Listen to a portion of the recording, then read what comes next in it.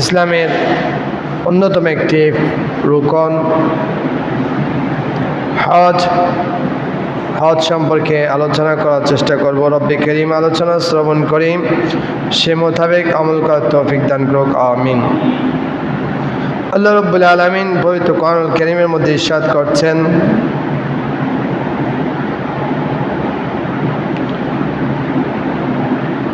আল্লাহ রাব্বুল আলামিন কিছু মুসলমানের উপর আল্লাহর ঘর খানে কাবা জিয়ারত করা এটা আবশ্যক করেছেন ওই সমস্ত বান্দাদের উপর যারা আল্লাহর ঘরে যাওয়ার সক্ষমতা রাখে। এই আয়াতের ব্যাখ্যা করতে গিয়ে উলামায়ে ইকরাম বলেছেন,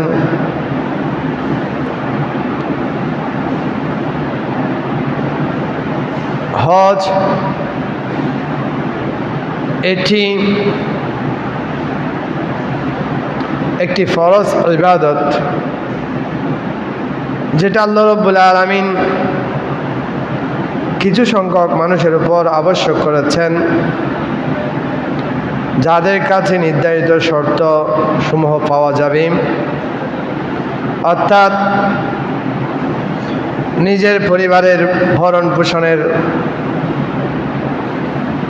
ব্যয় বহন করার পর একজন মুসলিম বালেগ সুস্থবান বিবেকবান মানুষের যদি অতিরিক্ত এমন সম্পদ থাকে যেই অর্থকড়ি দ্বারা আল্লাহর খানায় কাবা যাওয়া আসা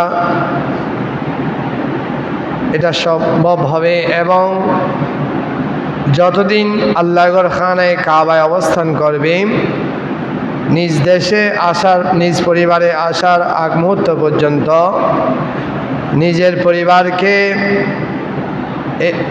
চালিয়ে নিয়ে যাওয়ার সেই খরচ যদি থাকে, তাহলে ওই মুসলমান স্বাধীন বিবেকবান সুস্থ মানুষের উপর আল্লাহর খানায় কাবা জীবন একবার আদায় করা ফরজ। এক্ষেত্রে যারা মহিলা রয়েছে তাদের ক্ষেত্রে একটি শর্ত বাড়িয়ে দেওয়া হয়েছে, তাদের জন্য মুহরিম, যাদেরকে বিবাহ করা হারাম এমন ব্যক্তি থাকতে হবে কিংবা আপন স্বামী থাকতে হবে, এবং তাদেরকে নিয়ে যাওয়ার সে সক্ষমতা থাকতে হবে।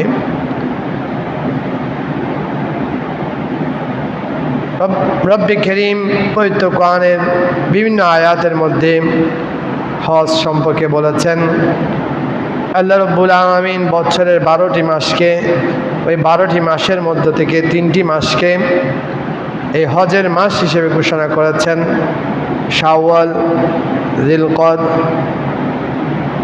জিলহজ।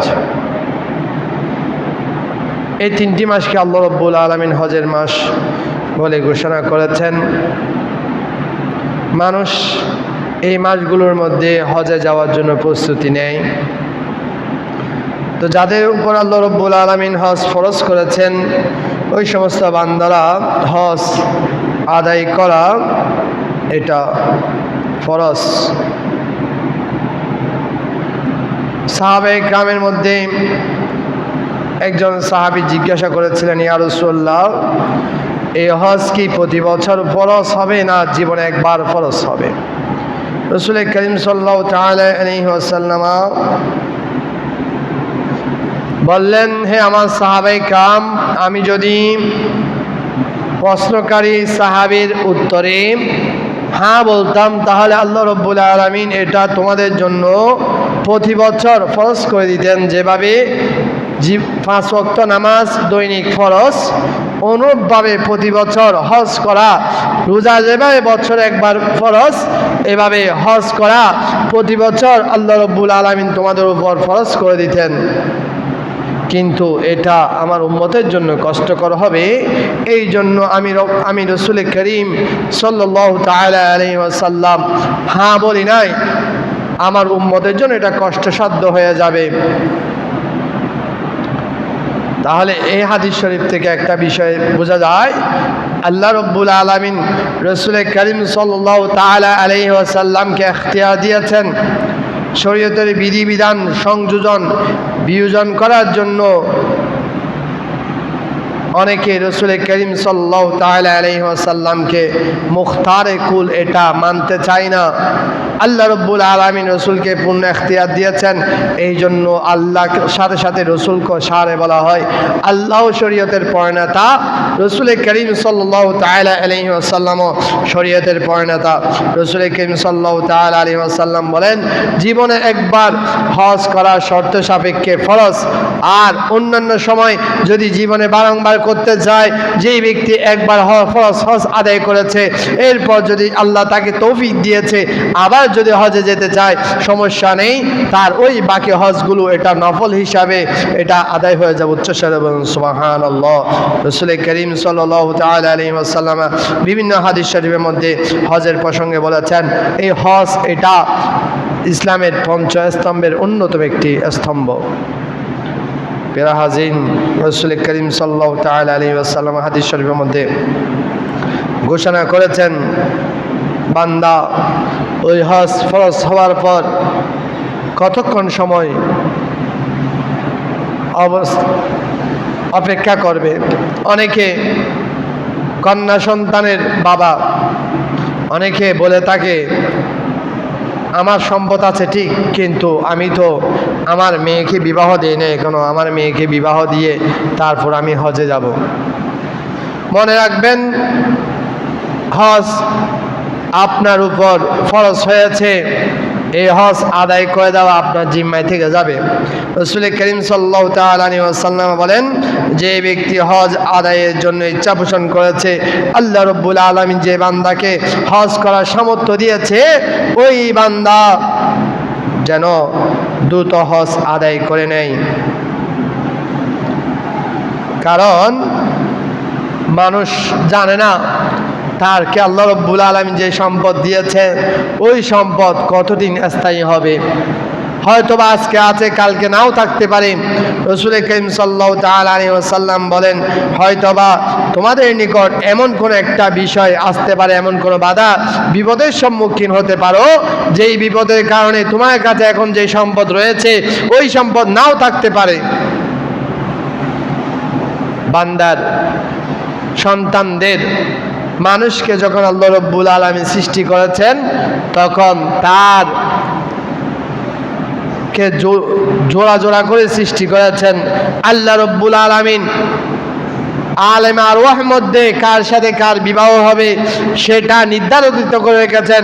তো যাদের মেয়ে সন্তান রয়েছে, এর মানে এই নয় আমি হজ আদায় করে ফেললে আমার মেয়েদেরকে বিবাহ দেওয়া কষ্ট হয়ে যাবে। নয়, আল্লাহর উপর তাওয়াক্কুল করবেন, আল্লাহ রাব্বুল আলামিন আপনার বিবাহের আপনার সন্তানের বিয়ের ব্যবস্থা করে দেবেন। উচ্চস্বরে বলুন সুবহানাল্লাহ। প্যারা হাজির, এই জন্য রাসূল করিম সাল্লাল্লাহু তাআলা আলাইহি ওয়াসাল্লাম বলেন, যখনই বান্দার উপর হজ ফরজ হবে, বান্দা যেন দ্রুত ওই হজ আদায় করে দেয়। কারণ আল্লাহ রাব্বুল আলামিন বান্দাকে শারীরিক সুস্থতা এখন দান করেছে, এখন বান্দার সামর্থ্য রয়েছে, হয়তোবা এই সামর্থ্য ফুরিয়ে যেতে পারে। শারীরিক সক্ষমতা, অর্থনৈতিক সক্ষমতা, পারিপার্শ্বিক অবস্থা সব কিছু এখন নিজের ফেভারে রয়েছে, অনুকূল রয়েছে, হয়তোবা সেটা প্রতিকূল অবস্থায় হয়ে যেতে পারে। তো যখন প্রতিকূল অবস্থা হয়ে যাবে, তখন তো ওই বান্দার হজ আদায় করা সুযোগ হবে না। তখন ওই হজ আদায় না করে যদি ওই বান্দা মারা যায়, তাহলে তার উপর হজ ফরজ একটি কাজ, সেটা সে আদায় না করার মাধ্যমে দুনিয়া থেকে সে বিদায় নেবে। এই জন্য তাকে কঠিন আযাবের সম্মুখীন হতে হবে। রাসূল করিম সাল্লাল্লাহু তাআলা আলাইহি ওয়াসাল্লাম হুঁশিয়ারি দিয়েছেন। রাসূল বলেন, আমার উম্মত, যেই উম্মতের উপর হজ আল্লাহ রাব্বুল আলামিন ফরজ করেছেন, ওই ফরজ হজ আদায় না করে যদি ওই বান্দা মারা যায়, সে ঈমান নিয়ে যাওয়ার সম্ভাবনা খুবই কম। রাসূল বলেন হয়তোবা সে ইহুদি হয়ে মারা যেতে পারে, অথবা সে খ্রিস্টান হয়ে মারা যেতে পারে, অর্থাৎ সে ঈমান হারা হতে পারে। নাউযুবিল্লাহি মিন যালিক। চিন্তা করে দেখুন কত বড় একটা সতর্কবাণী। রাসূল বলছেন এই ফরজ হজ যদি কেউ সামর্থ্য থাকা সত্ত্বেও বিলম্ব করার কারণে আদায় করতে পারে নাই, ওই অনাদায় অবস্থায় মৃত্যুবরণ করে, তাহলে রাসূল বলেন আমি রাসূল ঘোষণা দিচ্ছি ওই ব্যক্তি ঈমানদার হয়ে মারা যাওয়ার আশঙ্কা খুবই কম। এই হাদিস থেকে বোঝা যায় মারা যাওয়ার সময় ঈমান নিয়ে যাওয়ার নিশ্চয়তা একদম 0 পয়েন্টে। এই জন্য আল্লাহ রাব্বুল আলামিন যাদের উপর হজ ফরজ করেছেন তাদের এই ফরজ হজ যথাসময়ে আদায় করে দেওয়া এটা ফরজ। এখানে ফরজ হজ বিলম্ব সহিত আদায় করা যাবে, কিন্তু এটা আপনি যদি বিলম্বে আদায় করার জন্য রেখে দেন, এমত অবস্থায় যদি আপনি ইন্তেকাল করেন, তাহলে ওই ফরজ হজ আদায় না করার কারণে রাসূলের ওই ভবিষ্যৎবাণী হয়তোবা আপনার উপর বাস্তবায়ন হতে পারে। আল্লাহ রাব্বুল আলামিন হেফাজত করুক। কত বড় মারাত্মক কথা! ঈমান নিয়ে যাওয়ার সম্ভাবনা খুবই কম। প্যারা হাজিরিন, এই জন্য যাদেরকে আল্লাহ রাব্বুল আলামিন হজ যাদেরকে আদায় করার জন্য সামর্থ্য দিয়েছেন,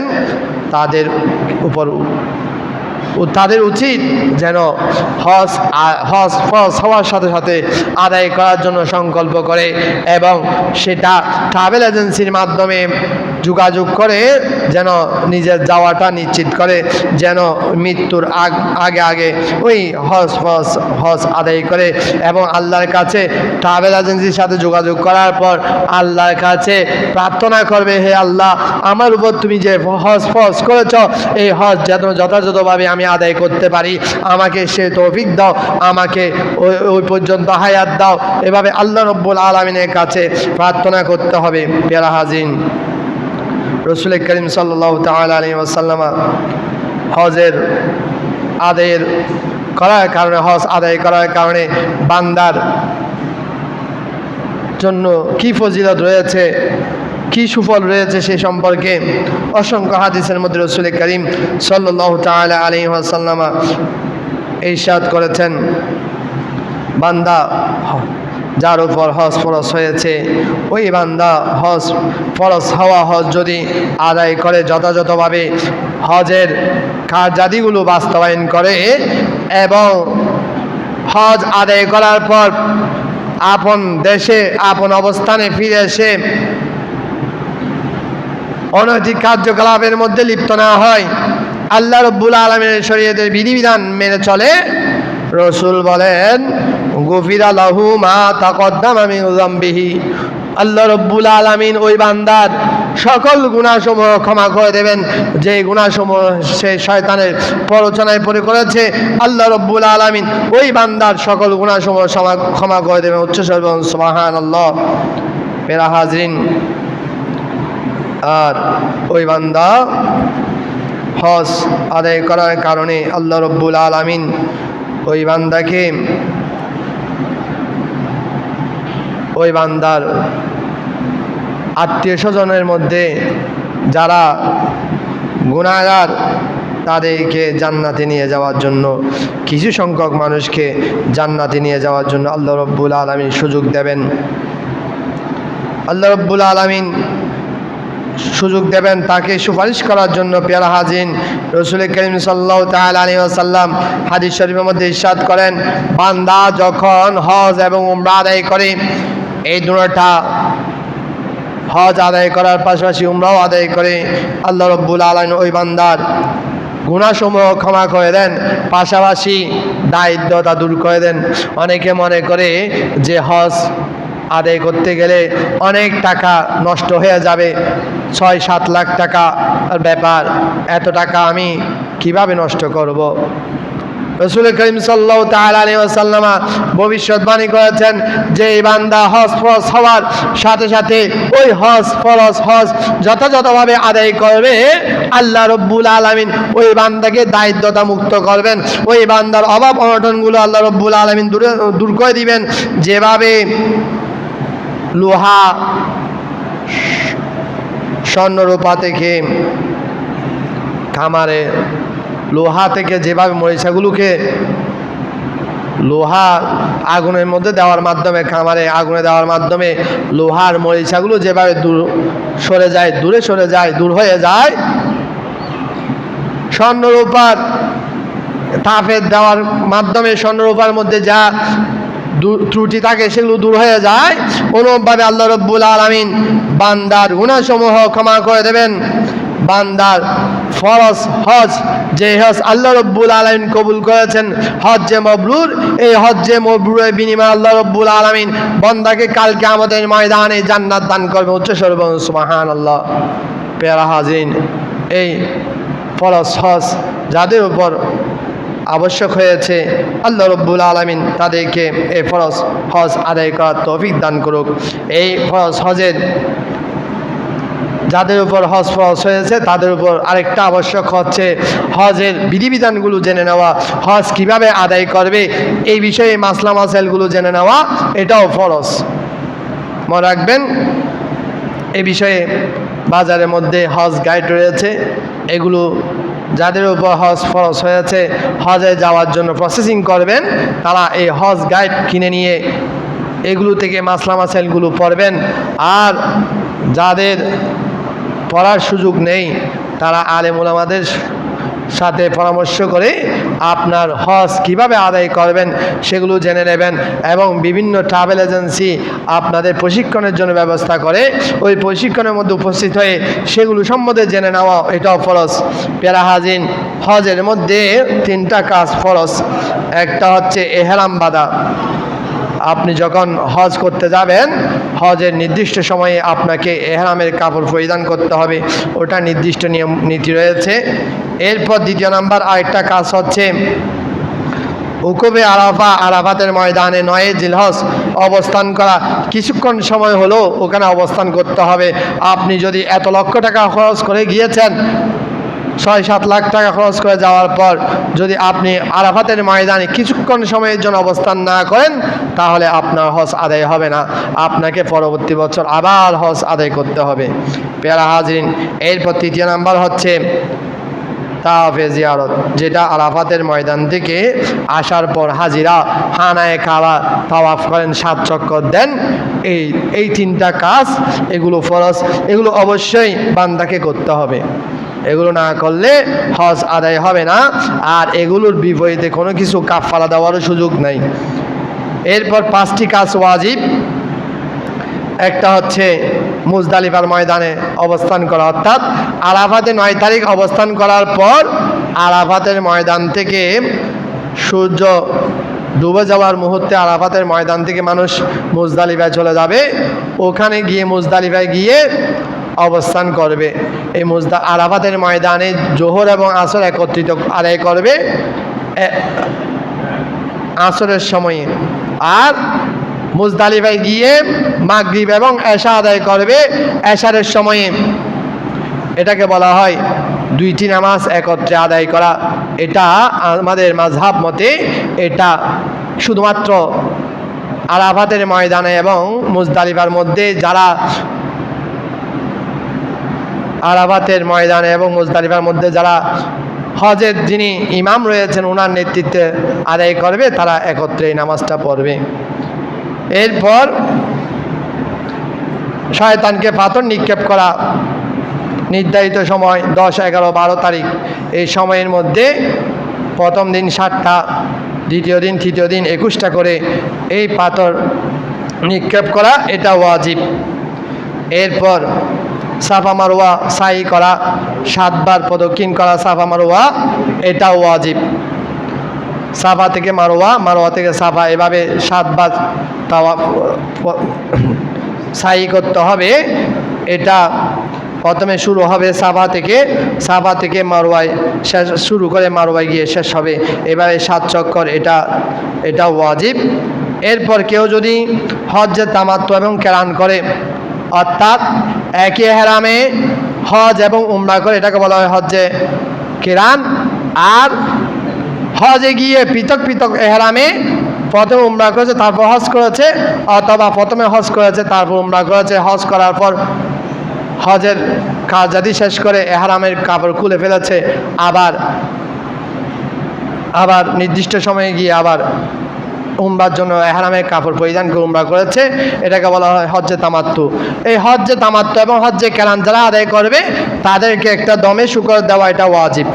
অর্থাৎ একটা কুরবানি দেওয়া, ছাগল কিংবা গরু কিংবা উট কুরবানি দেওয়া কিংবা ভেড়াও কুরবানি দেওয়া, এটা ওয়াজিব। এরপর হজের কার্যাদি শেষ করার পর মাথা মুন্ডন করে ফেলা কিংবা চুলগুলো ছোটো করে ফেলা, এটা ওয়াজিব। এই 5টা কাজ অবশ্যই করতে হবে। এই 5টা কাজ যদি না করে ভুলক্রমে যদি বাদ যায়, তখন আবার তাকে আরেকটা দম দিতে হবে, মানে আরেকটা কুরবানির পশু জবাই করতে হবে। যদি ইচ্ছাকৃত বাদ দেয় তাহলে তার ওই দম দিলেও ওই হজ আদায় হবে না, তাকে পরবর্তী বছর আবার হজ আদায় করতে হবে। এভাবে হজের বিধানগুলো জেনে নেওয়া, যাদের উপর হজ ফরজ, এটা আবশ্যক। তো যাদেরকে আল্লাহ রাব্বুল আলামিন হজ ফরজ করেছেন, আপনারা এই বিষয়গুলো জেনে নেবেন। হজের কারণে আল্লাহ রাব্বুল আলামিন বান্দার গুনাহসমূহ ক্ষমা করে দেন। এই হজের অসংখ্য ফজিলত রয়েছে।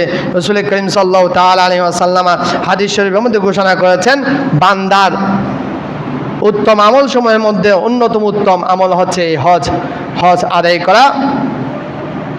রাসূল করিম সাল্লাল্লাহু তাআলা আলাইহি ওয়াসাল্লাম মহিলাদের হজের ব্যাপারে ইরশাদ করেছেন। মাইশা সিদ্দিকা রাদিয়াল্লাহু তাআলা আনহা বর্ণনা করেন, রাসূল করিম সাল্লাল্লাহু তাআলা আলাইহি ওয়াসাল্লামকে মাইশা সিদ্দিকা রাদিয়াল্লাহু তাআলা আনহা জিজ্ঞাসা করলেন, ইয়া রাসূলুল্লাহ, মহিলারা কি জিহাদের ময়দানে যাবে না? এই একটা জিহাদ করাকে আপনি উত্তম কাজ বলেছেন।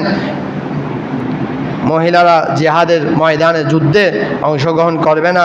রাসূল বলেন, লা লাকিন আফদালুল জিহাদ হজ্জুন মাবরুর। মহিলাদের জন্য উত্তম জিহাদ হচ্ছে তাদের উপর যদি হজ ফরজ হয়ে থাকে, ওই ফরজ হজ আদায় করে দেওয়া।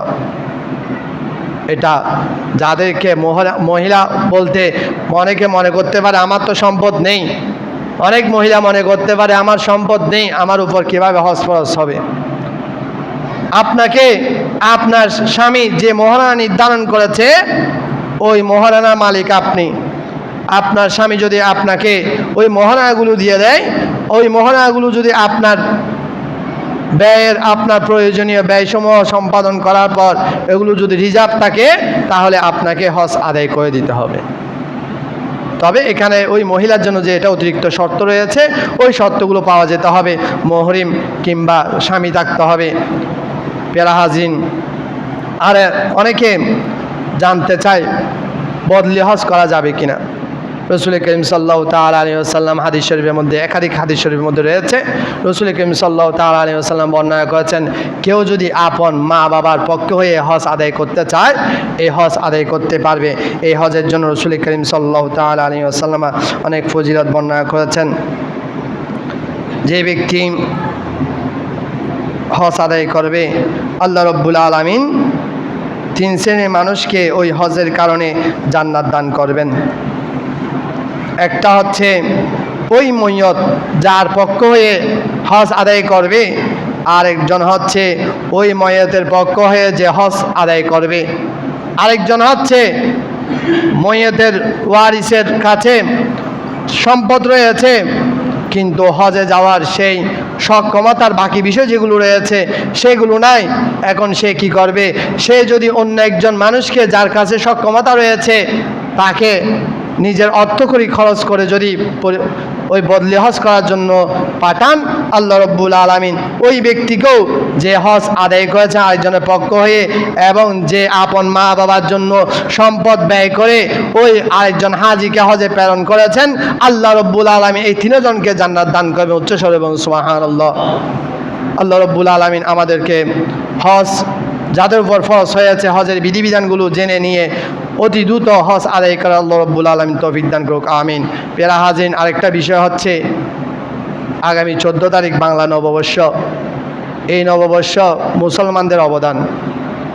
মুসলিম শাসকরা এই বাংলার নববর্ষ এগুলো এই বর্ষ ক্যালেন্ডার বর্ষপঞ্জিকা এটা মুসলিম শাসক প্রবর্তন করেছেন, চালু করেছেন।